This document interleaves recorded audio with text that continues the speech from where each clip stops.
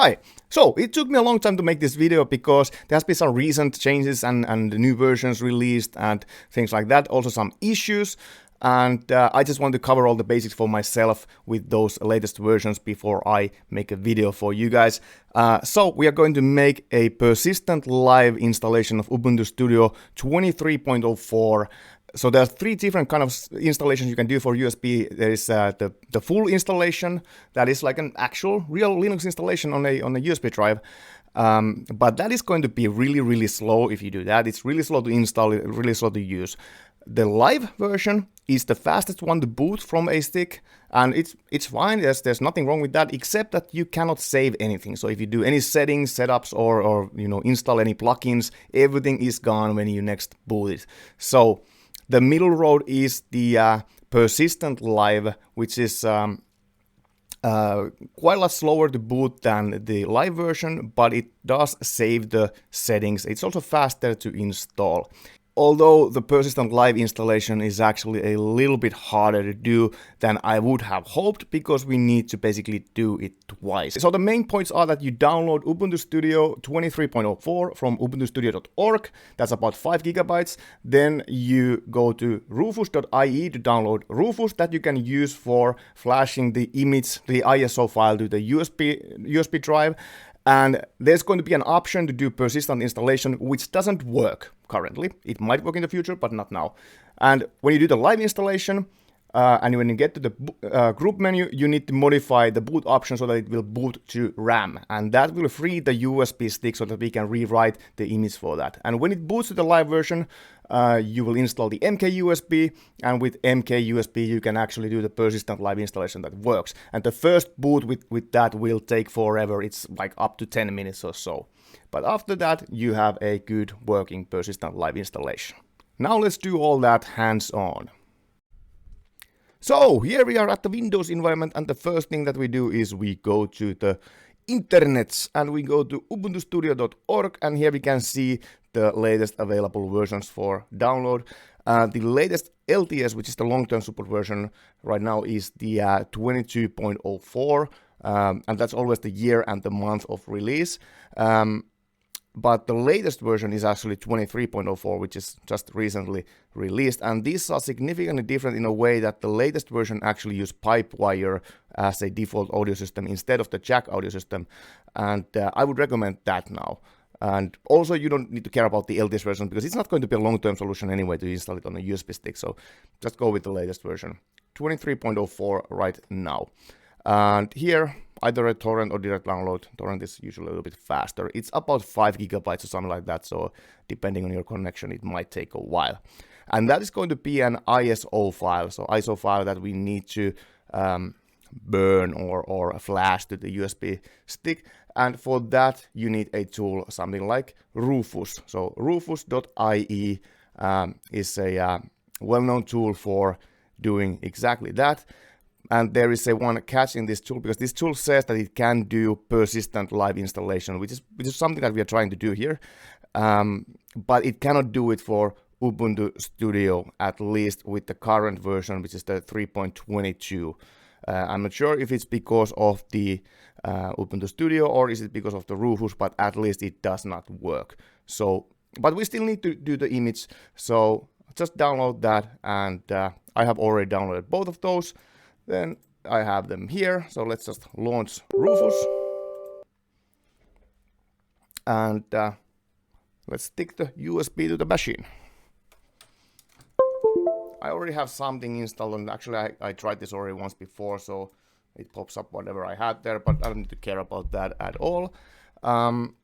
It now recognizes that I have this D drive, which is a USB data, 64 gigabyte. USB stick, Kingston data traveler. You want to be sure that you're using the correct device here, so that you're not accidentally writing on something that you're not supposed to write into. Anyway, then we are doing a disk or ISO image. Then we will select the image. So I had it here in my C stuff, and here I have the Ubuntu Studio 23.04. I will use that one. And the persistence here doesn't matter at all, because it doesn't work for Ubuntu Studio, at least with 3.22 version. everything else we can set here as default and just click start. It will take about maybe 5 minutes or so. It doesn't matter. Just go with the recommended settings here and yeah, it will take about maybe 5 minutes. And I will pause the video until it's done. Okay, we are finally done. It took 5 minutes and 49 seconds, and now we have a bootable USB stick that has Ubuntu Studio 23.04, non-persistent live. And next thing that we need is when we boot, we need to know how we can actually boot from the USB. So for that, you can just Google for with your computer name or maybe the motherboard name. What is the boot menu key? So I have MSI Apache laptop, so I just Google MSI Apache boot menu key, and I get that okay, it's F11. That brings me to the boot menu when I boot my computer. So the next thing we do is exactly that. I will switch to different camera and boot my computer, and let's see what happens next. Okay, now we are on a different camera. Let's be sure that the USB stick is actually plugged into the computer. And by the way, you want to use USB 3 for this. I forgot to mention that earlier. Anyway, now it's plugged in. Let's just exit everything and restart. And remember that boot key that we Googled just before. So now that it's restarting, I will take my keyboard here. I have external keyboard.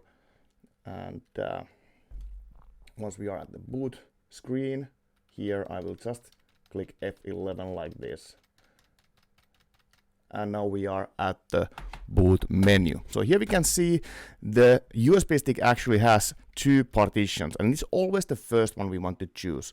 We can see also here the Windows boot manager, and this is the this will be the normal boot to Windows, and I also have here Ubuntu because I have already Ubuntu and Windows side by side installed on this machine.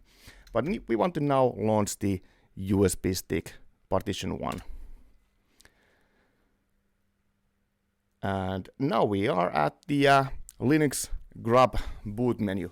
And here we want to modify this first command that we have. It says try or install Ubuntu Studio, but we want to go with E to edit that. And we want to set a specific parameter here so that it boots to RAM. So I'm just going to scroll here at the end, and after the splash, I will add command to RAM, written together, to RAM. And then I guess it says that press Ctrl X or F10 to boot. So let's press F10 to boot. So now we are booting this installation to RAM, which frees the USB stick so that we can actually rewrite it. And that's what we need to do. We are going to rewrite the USB stick using another software that is able to actually create that persistent installation. Now this boot is probably going to take a few minutes, so I'm going to pause the video. And now we are at the Ubuntu Studio Live desktop, and it took about maybe a minute or so to boot. And this is now the live installation that you could actually start trying recording and things like that. But the bad thing is that, if you do any setup or anything, if you record anything, it will be all gone when you next boot. So we need to create that persistent installation. And it so happens that this version works so well that I'm going to switch directly to OBS so that I can do screen recording and it's better experience for you. So I will just launch OBS here.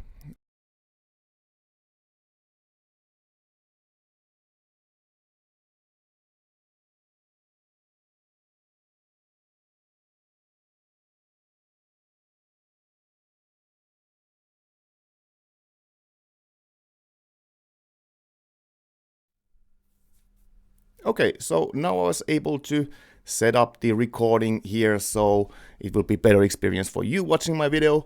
And next thing that I do is I will enable the internets because we need that. So I'm just going for my Wi-Fi. If you have wired connection, it should already be there, but I don't.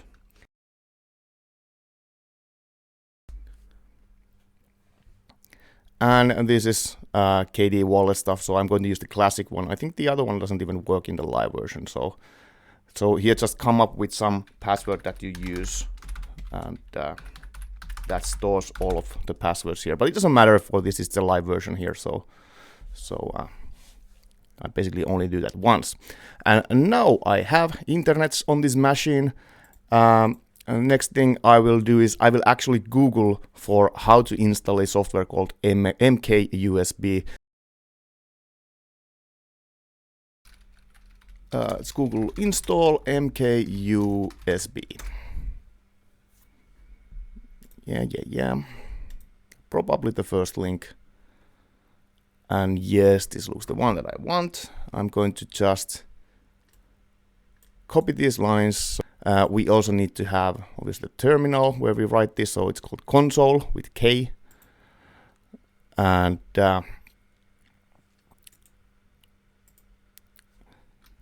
sudo add apt repository universe, so we need to enable the universe repository. And then we need to install the PPA that contains the MKUSB. And here is one thing that you need to note. So the Ubuntu 23.04, which is the one that the Ubuntu Studio 23.04 is based on, there is a problem in the latest stable version. So you need to get the unstable version at least by this date. It might be that it's in the stable repository later, but you need at least the version 23.1.1, and I noticed that that is not in the stable repository, which is why I'm going to use this unstable repository here. So copy that, paste here, sudo add apt repository ppa mkusb/unstable.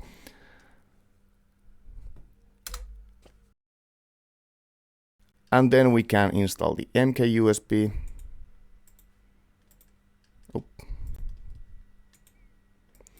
But we also need to add this USB pack EFI, so we can install both of them at the same time. USB pack. Oh yeah, there's also the keyboard layout might not be correct, so that I will fix in the persistent installation. USB pack EFI. Yes. And remember, since this is the live version, everything that I do here, including recording this video, is going to be gone on the next boot. So for instance, this video, I will have to move my hard drive after I've recorded it, otherwise it will be gone. And also I must not reboot here between these installations, because otherwise I will lose the installations that I have just done here. Okay, we are all set. So now we can just go on and go here to the menu and type MKUSB, and we should have it here, MKUSB. And we want the DUS version of it, yes. And here we can also see, by the way, the version. So it's 23.1.1, which is the version that is also has this fix for, where was it? Here. So yeah, we have the correct version. Okay, and what we want to do is we want to install, make a boot device. Okay, we want to do persistent live, only Debian and Ubuntu, works with Ubuntu Studio as well. And we want to make DUS persistent, classic DUS method. And now we need to browse into that ISO file that I already downloaded at the Windows. So I can go to other locations, and here I can see all of my hard drives in this computer. So the OS install is my the hard drive that is denoted with the drive C in Windows for me. You just need to browse what is yours. Mine is this OS install, and I have here in my C/stuff I had the ISO file and also the Rufus. So I will just take that from there. And okay. And this is the important selection. Now don't mess this up. Here I have my hard drive and I have the USB stick. So be sure that you select the USB. It says here kind of a device, USB or memory card. Don't choose the built-in device that will override your hard drive. Choose the USB or memory card. So that's what we want to use. Yes. And use the USB back EFI option here. Okay. And the persistence is how MKUSB is doing the disk is that it's going to split the USB stick in two different storages. There is something called USB data that is also accessible from Windows. So you can give some space that, let's say that you want to put your recordings on that USB data space so that you can access them also from Windows and so on. And the other side is for the persistence. For the persistence, it kind of depends on how much you're using it, how much you're installing stuff and things like that. Just give it, you know, at least something. I will just go with I don't know, 50-50 here. It's not really important for when you're just trying things with the USB stick. And I'm going with the version 1. It says that it's good for most current cases. I guess the other one is if you have a really old computer or something like that. But I think that you need to have a computer that's new enough to be able to use the version 1 for recording anyway. So okay for that. And then the final checks. We are writing to the data traveler, which is my USB stick. And yes, let's confirm everything and go.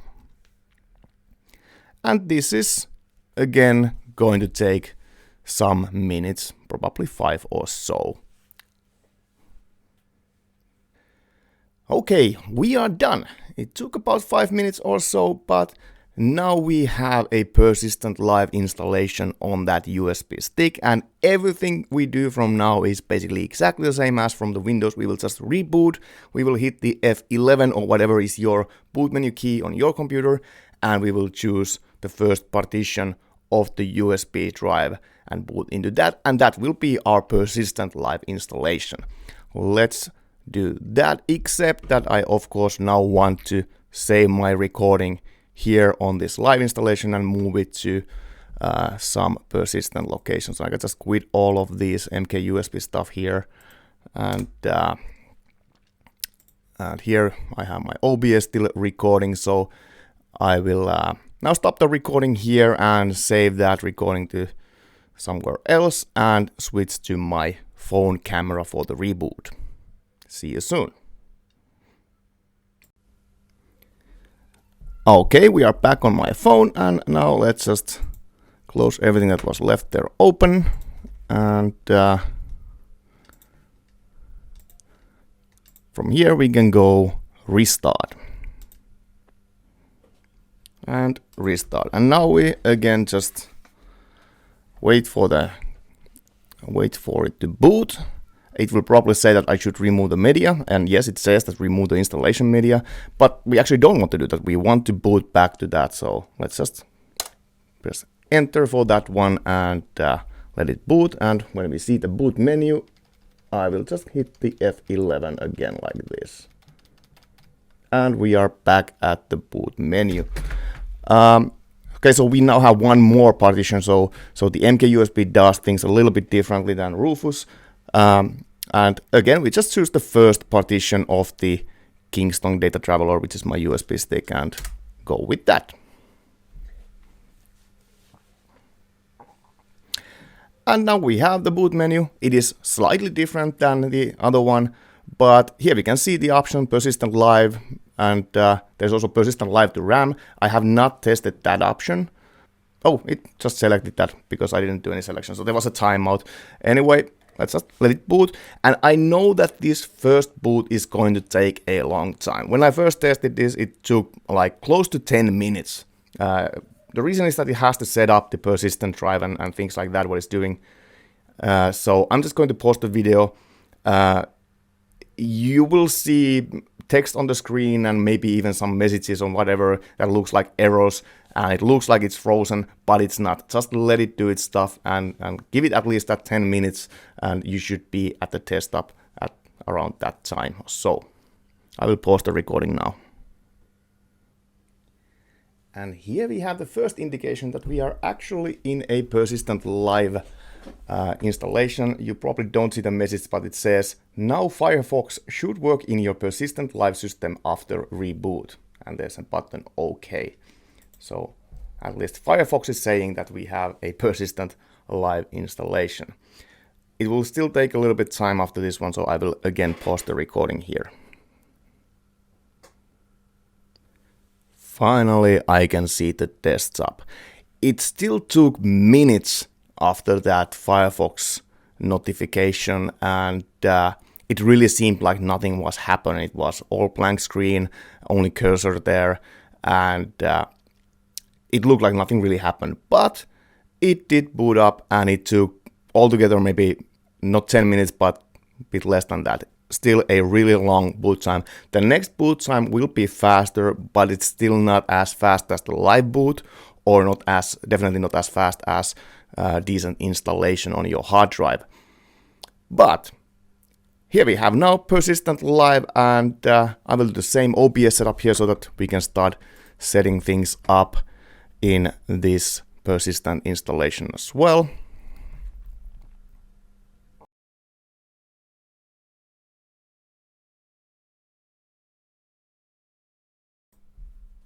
And now we are here. We are in a persistent live Ubuntu Studio setup, and now we can really start setting it up. So let's first of all enable internet. We always need internet. And I will use the classic encryption. So here I will come up some password that I remember. And let's also set up the region and language. And it's a little bit slow still opening these. I remember last time as well when I tested this, it takes a while for this persistent live to actually start being like responsive, because it has to load things to the memory from the USB stick. That is, of course, slow. Language. Regional language. Again, that was quite slow to open, but I think that things will speed up soon.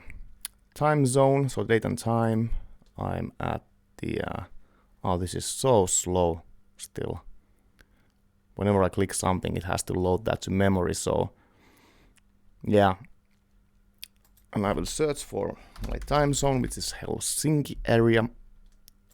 Click that and apply. And then the input method. I will show all of the languages, find the Finnish keyboard layout, and remove the English one. And now all of that should be set.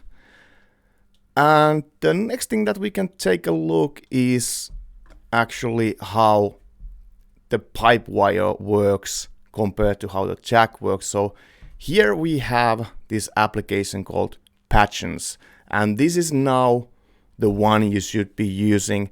In the previous versions, you had to go to Ubuntu Studio controls, and in the Ubuntu Studio controls, you needed to set up the jack audio sound system to support your audio interface correctly.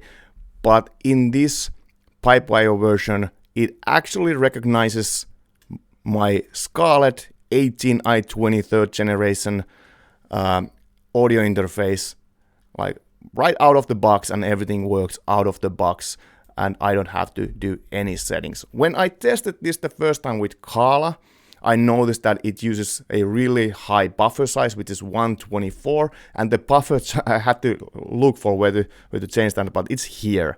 So if you have buffer size of like 1024, there will be a huge latency when you're doing recording. So you can just change it from here to something like maybe 256 or 128, whatever your computer is able to handle without cracking the noise.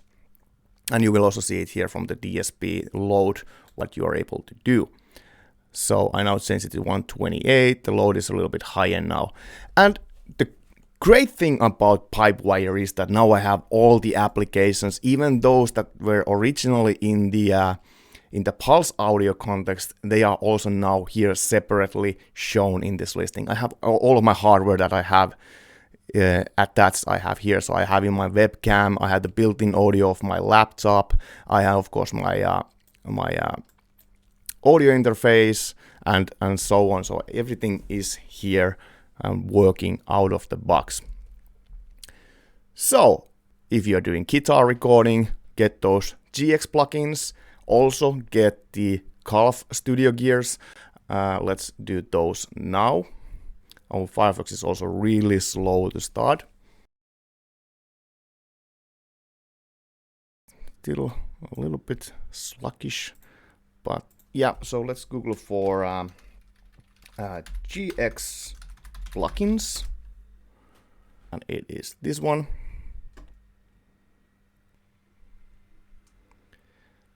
And here we should see what we need to do to get this installed. So at least we need this. Let's just copy that and open the terminal or console.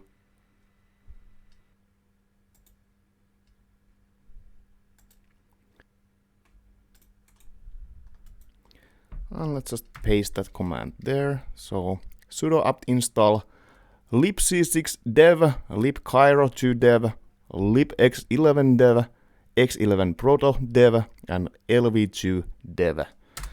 Those we need. That took quite a lot of time. It's everything that does some disk access is really slow with this persistent installation. So installing stuff is quite slow. We also need to, now that we installed those packages, we need to do this building and getting this GX plugin. So actually it's missing one line by the way here. So we should first get that repository here. So let's use git clone and just use the address from there. Like that. And now we can do these comments. So we can go to cd gx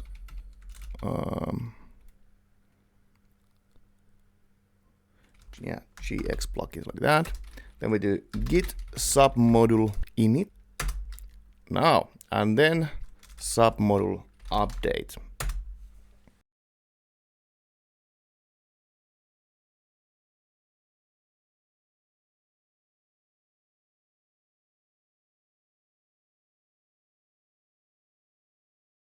And now we can actually build these plugins with the command called make.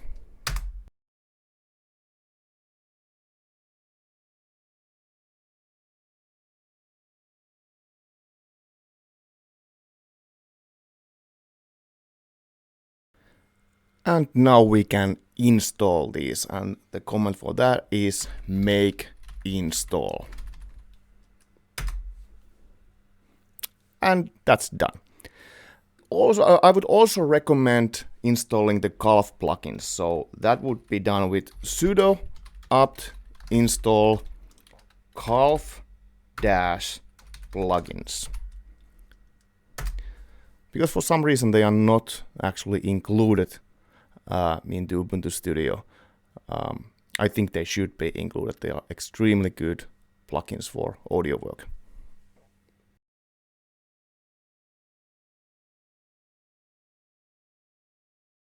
Okay, that's done. Next, I would recommend that, especially if you have like a integrated sound card and things like that, you might have here the wrong audio device as a default.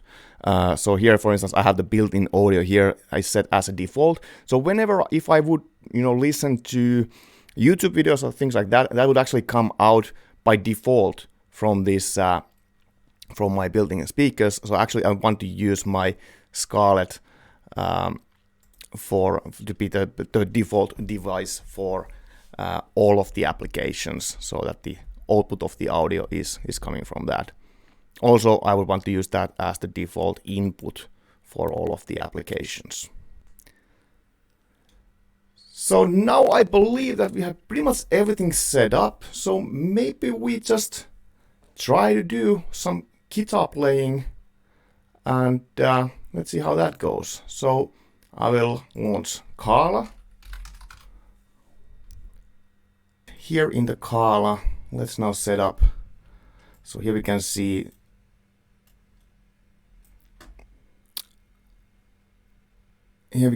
my audio interface. So capture aux. Okay, so it's taking my it's probably taking my guitar to the OBS now as well. Let's see. Yeah, definitely. Sorry about that. It's probably quite loud. So let's disconnect that.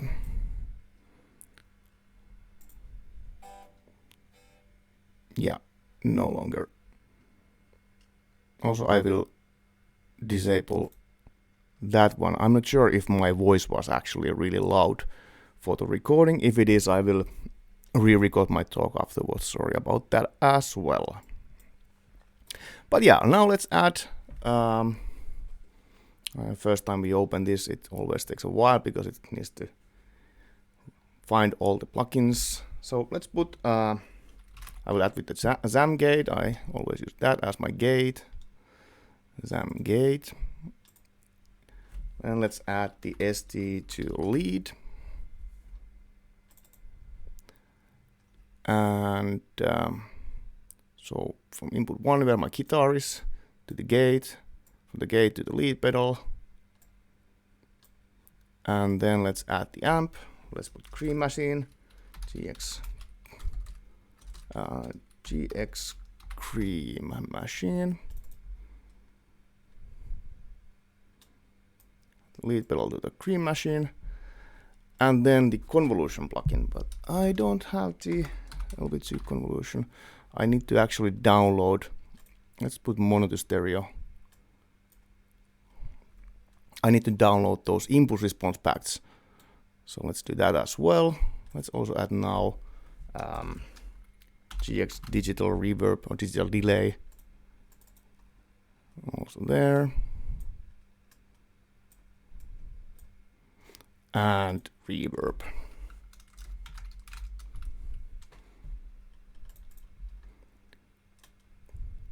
That's pretty good single chain for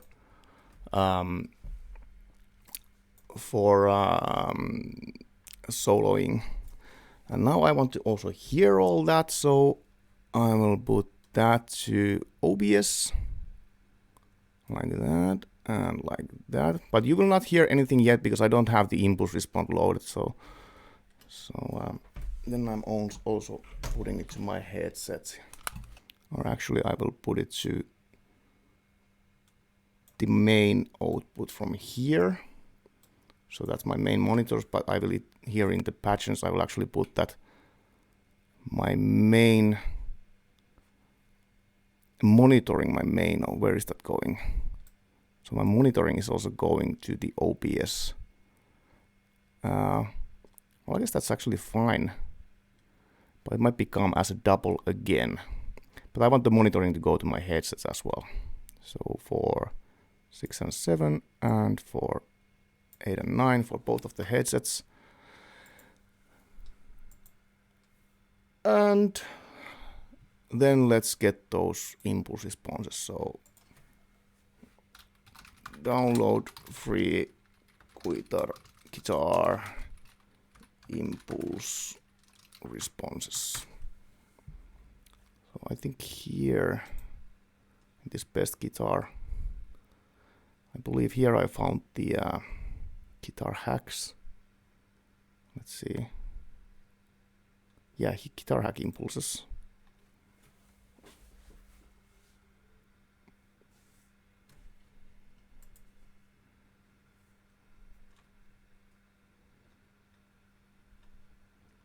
Let's open that. And let's just open it here, or extract. Actually, I could have extracted it immediately, but let's just do it here and extract to, I don't know, home, and let's add a new folder called ER packs. Extract here.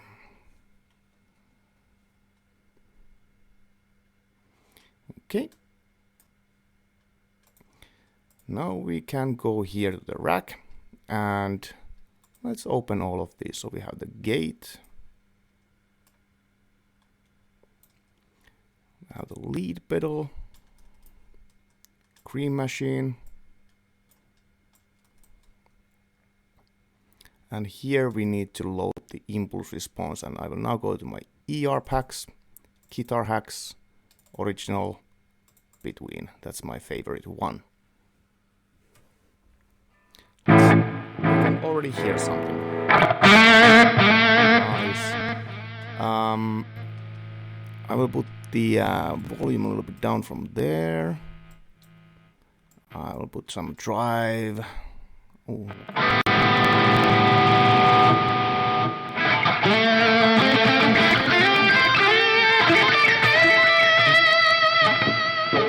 So that works. I'm getting some X-runs, so my computer is not able to handle all of this. I will put the buffer size a little bit higher to 56. So hopefully